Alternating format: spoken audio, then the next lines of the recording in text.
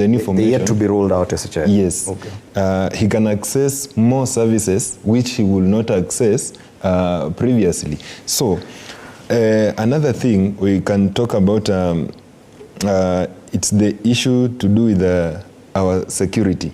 You know, the issue of insecurity, especially in the North Rift, I can say between the banditry areas around Baringo and West Pokot, that stretch, we have to give it a credit. The Kenya Kwanza government, under the stewardship of Professor Kindiki, we have to give it a credit.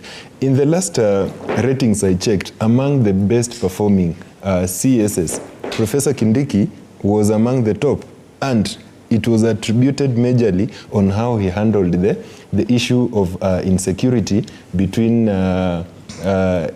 Baringo and West Pokot. Okay. So the issue is I think we've hit handled. 5. We've hit.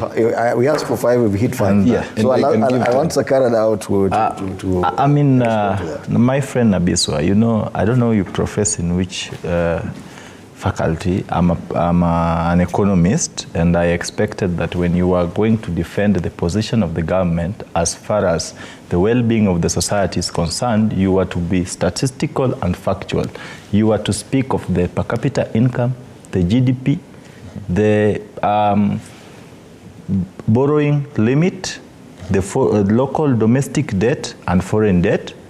You are to address me when you tell me about fuel going down. I want you to be statistical enough. You tell me that the fuel was retailing at 200 and it went down to 199. I think that is something you should know. Not unless you reside in a forest, you might not have come across a gas station where it is well indicated that the fuel per liter is 199.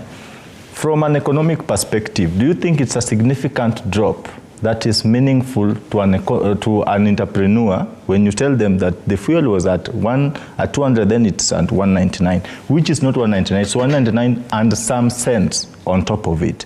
Is it making sense? When you do the basic mathematics of rounding off to the nearest figure, what do you arrive at? That is said and done. You are here praising how the SHIF is citizens are going to pay less amount to access several services. Are you aware from where you sit that SHIF is not yet in action? How do we call it?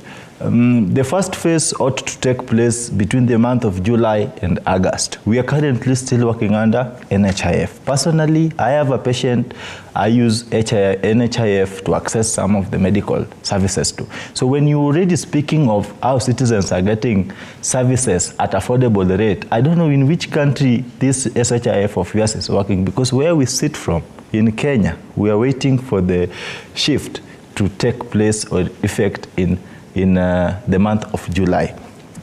Again, when you talk of the price of unga being at whatever you want to retail, you know, I tend to believe that you also buy in the school of thoughts of X and blah blah social media platforms where bloggers take to stage to sell propaganda in the name of facts.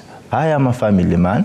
I buy these basic commodities on a daily basis. I buy from different retail business outlets. So when I'm speaking here, I'm not defending anyone. I'm not being too erroneous, but I'm just being what it ought to be. So please, align facts next to your point. I think it will make more sense. So in other words, I'm trying to tell you that whatever it is you're trying to build on as what defines a successive governance system in place. No, we're still below the margin. We're still below. Yes. On security, when you speak of the CS having been ranking, I'm a politician.